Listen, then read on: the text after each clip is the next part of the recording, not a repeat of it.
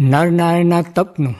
સ્વામિનારાયણ હરે સંવત 1877ના ભાદરવા સુધી પંચમીને દિવસ શ્રીજી મહારાજ ગામ શ્રી સારંગપુર મધ્યે જીવા ખાચરના ઓરડાની ઓસરીએ ઢોલિયા પર વિરાજમાન હતા અને સર્વ શ્વેત વસ્ત્ર ધારણ કર્યા હતા અને પોતાના મુખારવિંદની આગળ મુનિ તથા દેશ દેશના હરિભક્તની સભા ભરાઈને બેઠી હતી. પછી પરમાનંદ સ્વામી પ્રશ્ન પૂછ્યો છે. શ્રીમદ ભાગવતમાં કહ્યું છે જે શ્રી નરનારાયણ ઋષિ જે તે બદ્રિકાશ્રમમાં રહ્યા થકા આ ભરતખંડના સર્વે મનુષ્યના કલ્યાણને અર્થે અને સુખને અર્થે તપને કરે છે, ત્યારે સર્વે મનુષ્ય કલ્યાણના માર્ગને વિશે કેમ નથી પ્રવર્તતા? પછી શ્રીજી મહારાજ બોલ્યા છે, એનો ઉત્તર તો તે શ્રીમદ ભાગવતના પંચમ સ્કંદને વિશે જ છે. જે એ ભગવાન તપ કરે છે તે તો પોતાના ભક્તને અર્થે કરે છે, પણ અભક્તને અર્થે નથી કરતા. કેવી રીતે? તો આ ભરતખંડને વિશે અતિશય દુર્લભ એવો જે મનુષ્ય દેહ, તેને જાણીને જે જન ભગવાનના શરણને પામે છે ને ભગવાનની ભક્તિ કરે છે, તે જનના અનુગ્રહને અર્થે તપસ્વીના જેવો છે વેશજનો એવા જે શ્રી નરનારાયણ ભગવાન તે જે તે કૃપાએ કહીને મોટું તપ કરે છે અને પોતાની વિશે નિરંતર અધિકપણે વર્તતા એવા જે ધર્મ, જ્ઞાન, વૈરાગ, ઉપશમ, ઐશ્વર્ય એ અધિક ગુણ તેને યુક્ત એવું જે તપ તેને કરતા થકા તે ભગવાન જે તે આ જગતનો રાત્રિ પ્રલય થાય ત્યાં સુધી બદ્રિકાશ્રમને વિશે રહ્યા છે અને ભરતખંડને વિશે રહ્યા જે તે પોતાના ભક્તજન તેમના જે ધર્મ જ્ઞાનાદિક ગુણ તે જે તે અતિશય અલ્પ હોય તો પણ તે ભગવાનના ગુણેયુક્ત તપને પ્રતાપે કરીને થોડાક કાળમાં જ અતિશય વૃદ્ધિને પામે છે અને તે પછી તે ભક્તજનના હૃદયના વિશે ભગવાનની ઈચ્છાએ કરીને જણાતું જે અક્ષર બ્રહ્મ એવું તે જ તેને વિશે સાક્ષાત એવા જે શ્રી કૃષ્ણ ભગવાન તેનું દર્શન થાય છે. એવી રીતે જે પોતાના ભક્ત છે તેમનું તે ભગવાનના તપે કહીને નિર્વિઘ્ન કલ્યાણ થાય છે, પણ જે ભગવાનના ભક્ત નથી તેમનું કલ્યાણ થતું નથી. એવી રીતે પ્રશ્નનો ઉત્તર છે. ઇતિ વચનામૃતમ. એવી રીતે સારંગપુર સ્વામિનારાયણ સ્વામીએ વાત કરી છે, જ્યારે ભગવાન રાજી થાય ત્યારે તેને બુદ્ધિયોગ આપે છે, કા મોટા સાધુનો સંગ આપે છે, ને જ્યાં સુધી જે પુરુષને વિશે રજ તમ રહ્યો છે ને એમાં ધર્માધિક ગુણ જણાય છે પણ તેની એક સ્થિતિ રહેતી નથી, એમ પંચમ સ્કંદમાં કહ્યું છે. સ્વામિનારાયણ સ્વામીએ વાત કરી છે, જળ, અગ્નિ ને વાયુ એ સર્વેને હાથ પગ છે પણ તે આપણને દેખાતા નથી. તે જળ તાણે છે ને અગ્નિ બાળે છે ને વાયુ ઠેલે છે, એમ મહારાજે કહ્યું છે. સ્વામિનારાયણ સ્વામીએ વાત કરી છે, પાંચ વાતે સાનુકૂળ હોય ત્યારે પ્રભુ ભજાય. તે સંગ, શાસ્ત્ર, શ્રદ્ધા, રૂડો દેશ અને રૂડો કાળ. સ્વામિનારાયણ સ્વામીએ વાત કરી છે, ગામ કુંકાવાવના કરશન ભક્તે પૂછ્યું છે, મને તો તમારા વિના જૂનાગઢમાં કોઈ પાસે બેસવું ગમતું નથી ને તમારા વિના કોઈની વાત સાંભળવી ગમતી નથી, માટે એકલો બેસી રહું છું.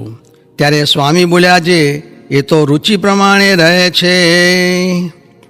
સ્વામિનારાયણ હરે સ્વામીએ વાત કરી છે, ગઢડામાં વાત કરી છે, આપણે ભગવાનમાં પ્રીતિ છે પણ જણાતી નથી. તે ઉપર મહારાજનું કહેલો દ્રષ્ટાંત દીધું છે, જીવા ખાચરને ગરાસમાં હેત છે પણ હમણાં કાંઈ જણાતું નથી, પણ તેને કોઈ લેવા આવે ત્યારે જણાય. તેમ આપણને કોઈ સત્સંગ મુકાવવા આવે ત્યારે હેત જણાય. સ્વામિનારાયણ હરે સ્વામીએ વાત કરી છે, રુચિવાળા 5 ભેગા હોય કે 2 ભેગા હોય તો પણ લાખ કરોડ ભેગા છીએ ને તે વિના તો ગમે તેટલા ભેગા હોય તો પણ એકલા છીએ. સ્વામિનારાયણ હરે સ્વામીએ વાત કરી છે, ધોળેરામાં એક બાવે તેલ કડકડાવીને માઈ શાલિગ્રામને નાખ્યા, તે વાત અમે સાંભળી.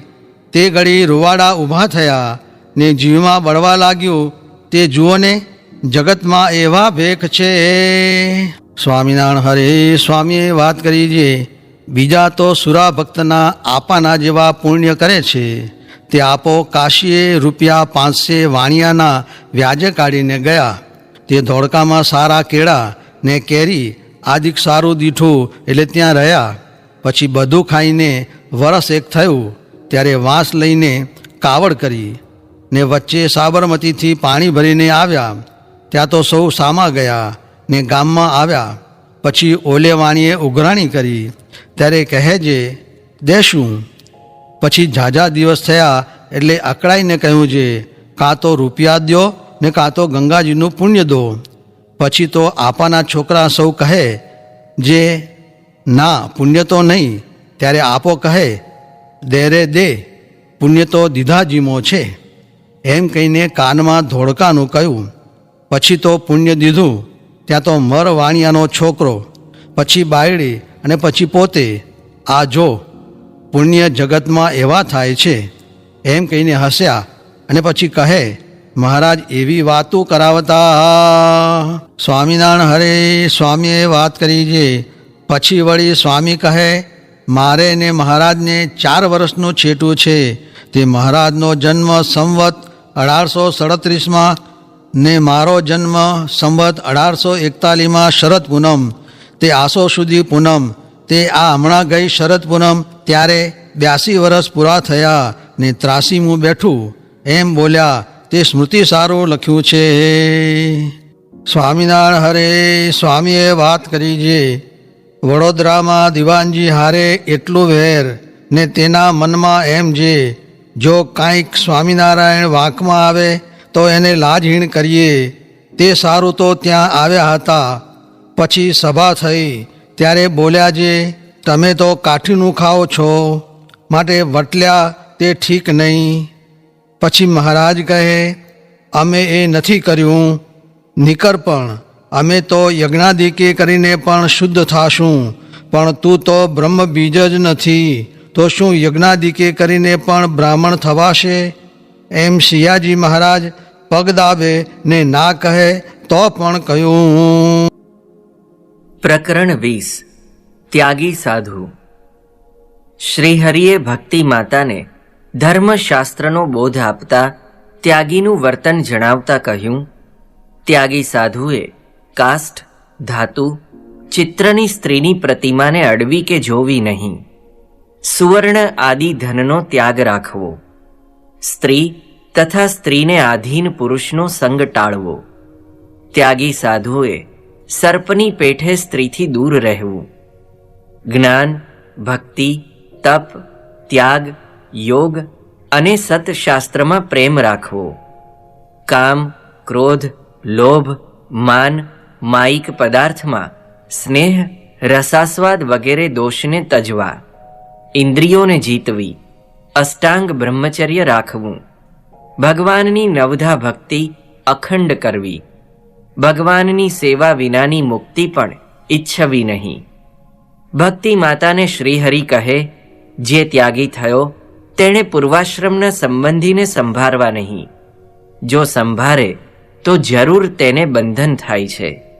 પ્રથમ સંભાળે પછી મિલન થાય અને અંતે ત્યાગી ન રહે ને લાજ ખૂએ. પૂર્વાશ્રમ કે સંબંધી જોવું, ત્યાગી કુન સંભાર ન સોવું. ત્યાગી હોય સંભારત જેહા, જરૂર બંધન હોવત તેહા. સંબંધી સબ જબ હોવે ભેરે, ત્યાગ લજ્જા ન રહે તેહી વેરે. લોજમાં શ્રીહરિએ સંતોને કહ્યું, સંતની સેવા કરવાની ઈચ્છા થાય ત્યારે જાણવું કે પૂર્વજન્મના ભાગ્ય ઉદય થયા. સરદારમાં શ્રીહરિએ હરિજન સમક્ષ સંતોનો મહિમા કહેતા કહ્યું, આ સંતો આ લોકના નથી, બધાના એક મન છે. ભગવાનની મૂર્તિમાં વૃત્તિ ડોલાવ્યા વિના એક તાન થઈને સૂર્યની જેમ શોભે છે. ભગવાન વિના બીજી કોઈ ચાહના નથી. દેહાદિકના દુઃખને ગણકારતા નથી. ભગવાનમાં અપાર સુખ માને છે. વિષયમાં દુઃખ માનીને કોઈ સંગ્રહ કરતા નથી. ભગવાન વિનાની વસ્તુ બધી દુઃખદાયક જાણે છે. જો દુઃખદાયક ન જાણે તો તેનો અભાવ ન થાય અને અનંત જન્મ ખોવે છે. જેને સત અસતનું જ્ઞાન છે, જે કાંઈ પ્રવૃત્તિ કરે છે તે ભગવાન સંબંધી કરે છે અને તેને નિવૃત્તિ માને છે. એવા એકાંતિક ભક્ત હોય તેને આ વાતની ગમ પડે છે. તે સિવાય બીજા તો બધું એક કરીને માને છે. હંસ અને બકની જેમ ભક્ત અને અભક્તની રીત જુદી હોય છે. તે સત્સંગ કર્યા વિના માલુમ પડે નહીં. સત્સંગ કરવા છતાં જે ઘટી જાય તેને સત્સંગ થયો ગણાય નહીં. સરદારમાં શ્રીહરિએ વાત કરતા કહ્યું, હે સંતો, સંતના સમૂહમાં રહેવું એ પરમ કલ્યાણ છે. થોડે પુણ્ય સંત સમાગમ મળતો નથી.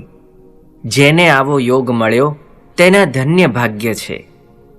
ઇંગોરાળામાં શ્રીહરિએ સંતનો મહિમા કહેતા કહ્યું, અમે પાતાળથી લઈ વૈકુંઠ સુધી તપાસી જોયું. સાધુ જેવી અન્ય કોઈ મોટી પદવી નથી. 4 વેદ, ખટશાસ્ત્ર બધાનો એક સિદ્ધાંત છે. સરળ ચિત્તવાળો સાધુ સૌથી મહાન છે. જે સરળ ચિત્ત નથી તેને સાધુ જ ન જાણવો. એવો હોય તે વિના પ્રયોજન ક્લેશ કરે. જે સરળ છે તેને સત્સંગમાં અહોનિશ સુખ મનાય છે. વિપરીત સંજોગોમાં તે કદી કચવાતો નથી. આત્મવિચારનું બળ તેને સદા રહે છે. શ્રીહરિએ કુંડળમાં મામૈયાના ભવનમાં સંતોને વાત કરતા કહ્યું, હે સંતો, પૂર્વે સંતો ભક્તો મહાસમર્થ થઈ ગયા. જે કંઈ કષ્ટ આવ્યું તે સઘળું સૌએ હસ્તે મોએ સહન કર્યું છે, પણ અકળાયા નથી. આ પરથી તમે કેવી સમજણ દ્રઢ કરી છે તે વિચારવું, જેથી ક્યારેય અધિક કષ્ટ પડે તો પણ મન પાછું ન હઠે, દેશ કાળે પણ સમજણ ન ફરે. આજે તમને શીરાપુરીને દૂધપાક મળે છે, રૂછે તેવી ધોતી ને પુસ્તક પોથી રાખો છો. એ ક્યારેક ન મળ્યું તો હરિબિન સબહી હરામ પદ વારંવાર ગાઓ છો, પણ કામ પડે તેની સુરત રહે ખરી. એમ કહી શ્રીહરિ સંતોને કહેવા લાગ્યા, શેરડી પોતે પીલાય છે તો ખાંડ મિશ્રી બુરું બને છે. પીલાયા વિના કામ સરતું નથી. તેમ તમે જીવોના મોક્ષ માટે આવ્યા છો. દૈહિક સંબંધો તજ્યા છે. હવે સત્સંગ મળ્યો તો જેમ હરિની ઈચ્છા હોય તેમ દેહને રાખવો. આ દેહની અંતે કાં તો રાખ થાય છે, કાં એ માટીમાં ભળે છે, ને કાં તો વિષ્ટામાં પરિણમે છે. આ 3 બાબતને કોઈ મિટાવી શકતું નથી. એ નક્કી વાત છે. આનો નિત્ય વિચાર કરવો.